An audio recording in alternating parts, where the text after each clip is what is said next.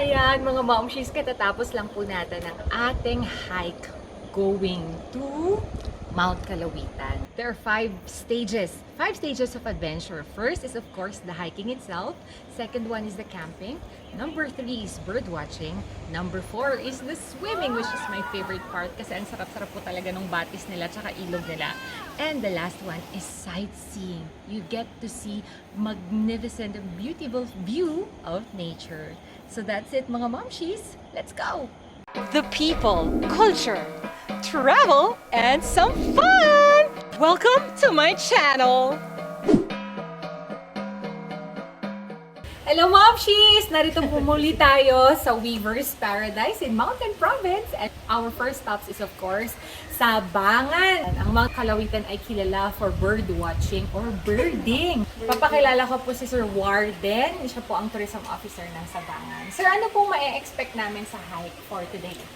Siyempre, yung isang highlight natin is especially for bird watching activities. Along the river, marami naming birds dyan. And as we go on along the rice fields and in the river banks going to Apacam site, marami din po tayo makikita.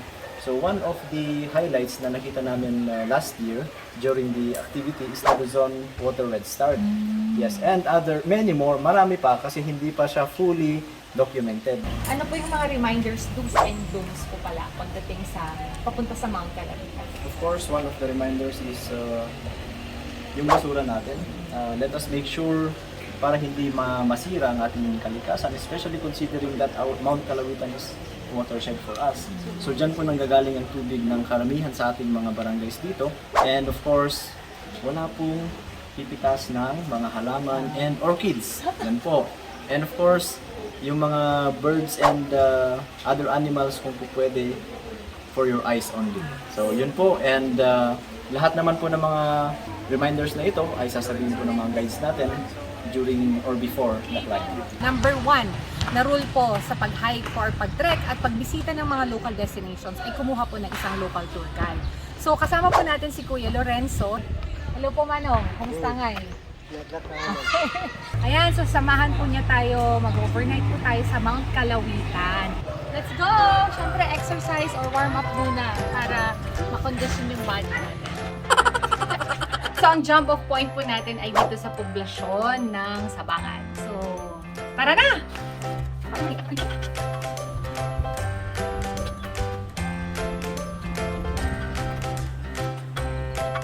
Ito na po yung famous Chico River that actually traverses along the different provinces in the Cordillera. So, alika!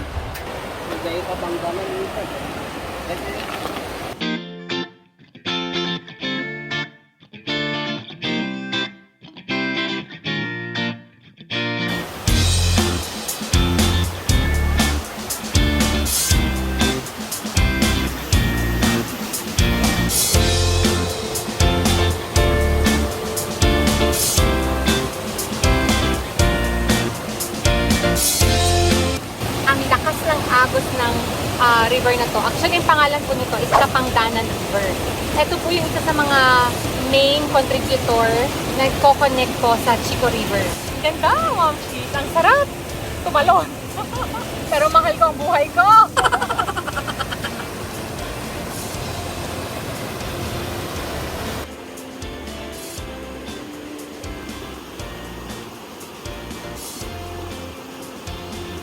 We're halfway done! 1 hour to go. Mais, mais, mais. Abeb Valley Rest House daw po ito or rest area ng mga workers na irrigation. Ganda. Ganda ng mga brief na kasampay. No choice tayo, ma'am, please. Oh, alam ko lang para nagpa-pedicure ako. Okay, kaya natin pa, ma'am, please. Madulas.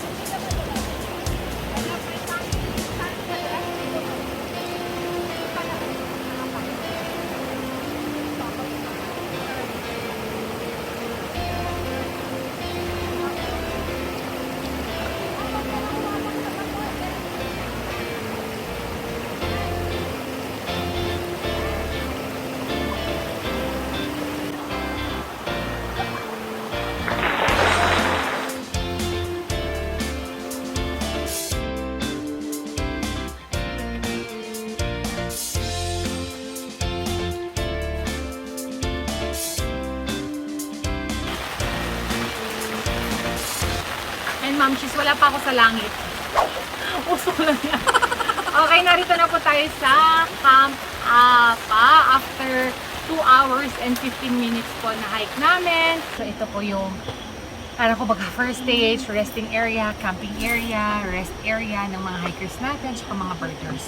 So pwede silang mag-accommodate dito sa tatlong mga cottages. And pwede rin naman silang mag-camping dyan sa baba.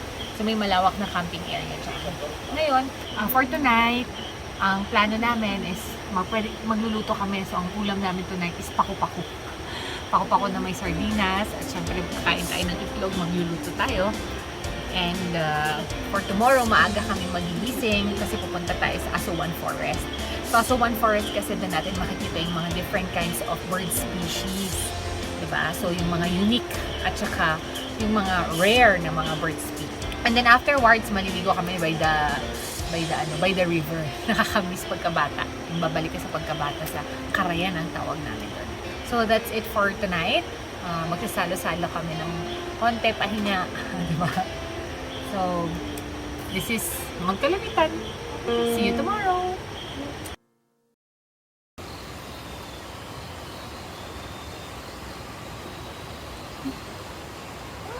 May mga ibon! Ayan, Mom, she's early in the morning, so may mga nakikita na akong ibon. This is just leisurely bird watching. Tignan nyo!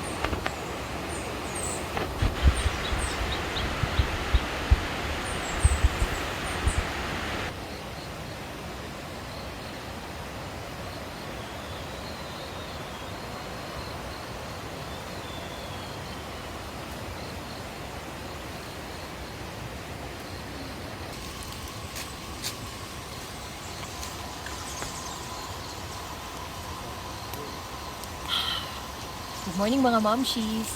Ang sarap ng pagising natin sa umaga dahil po sa mga huni ng mga ibon. Yung narinig niyo po kanina is yung balistis bird. So sila daw po yung mga mahilig maglaro, nagtatanong-tanon at mga maliliit na ibon. So for now, I am trying to enjoy the sounds of the different birds, the sound yung agos ng ilog, yung mainit na kape, sa malamig na panahon at yung mainit na fire. Let's enjoy our coffee muna before our final assault.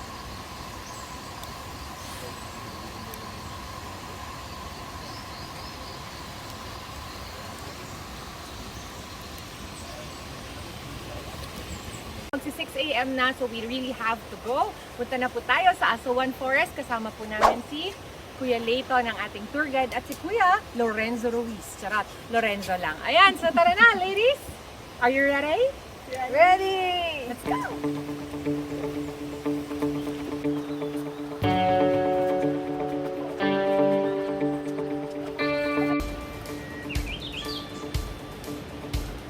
go! Tuloy natin. Bayabas!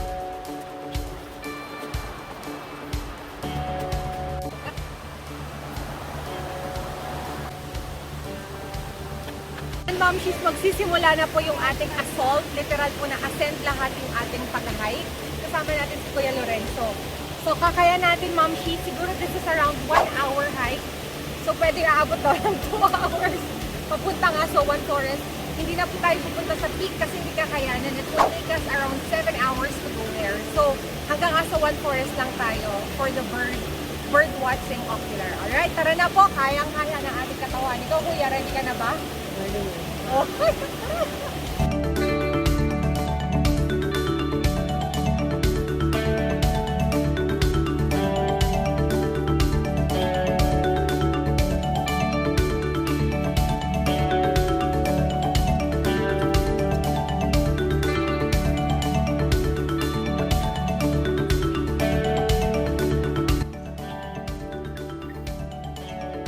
Nakakapagod, Mamshi, pero ang sarap sa pakiramdam. Enjoy! Sobrang nakakapagod. Pero worth it and worthwhile. Lalo na sa mga adventures at talagang nature lovers. Tignan nyo naman ang view.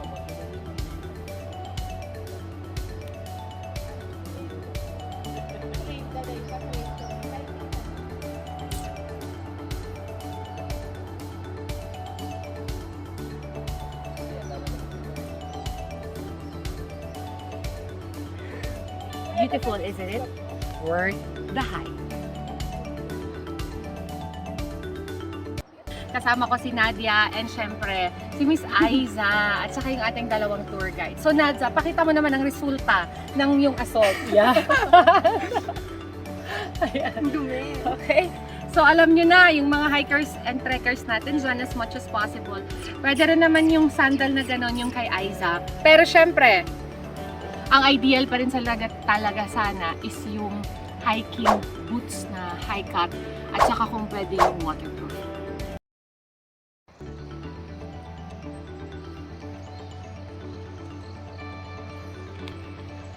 And ideally, kung birder ka talaga or bird watching yung talagang gusto mong puntahan dito, still movement tayo. So kapag ka magsisimula na yung sa ascent or assault ng Asawan Forest, dapat still movement na para hindi natin i-drive away yung mga birds. At saka yung mga damit natin, it should also be earth color.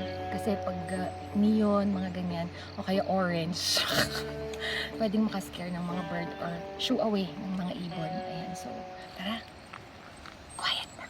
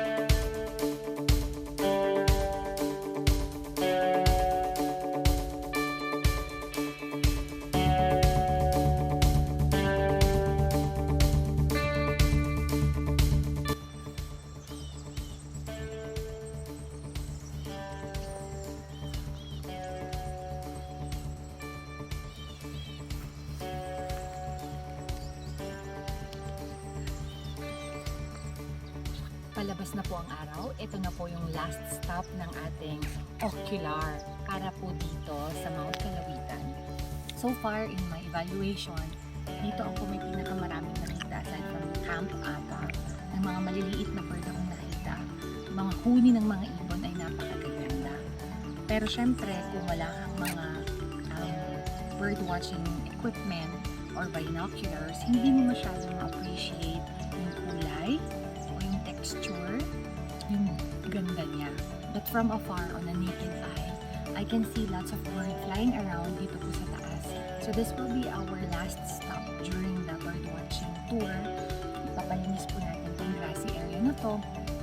It was a blissful experience. You just have to be ready and you should know what to expect so that you can gear up and you can prepare for the adventure. Because indeed, this is not just about bird watching, but it is also nature appreciation. It has a very rich offering of flora and fauna at the same time. Always remember to take nothing but pictures, leave nothing but footprints, kill nothing but time, and bring nothing but only memories. See you in our next adventure. Bye!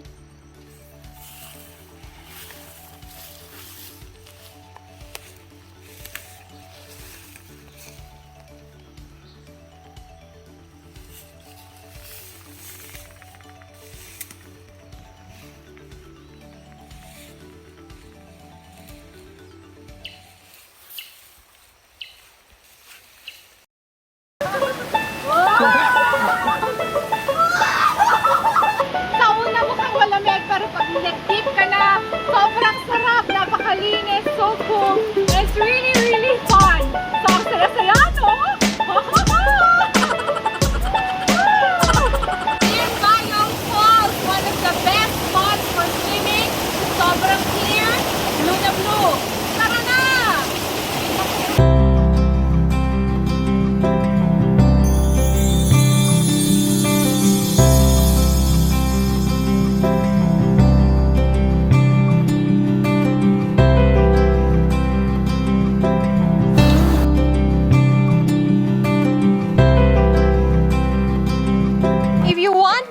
relevant contents like that, supportahan nyo naman po si Mom Shi Jen channel by subscribing and hitting that notification bell. Stay safe, be happy, and always keep the faith. I love you all!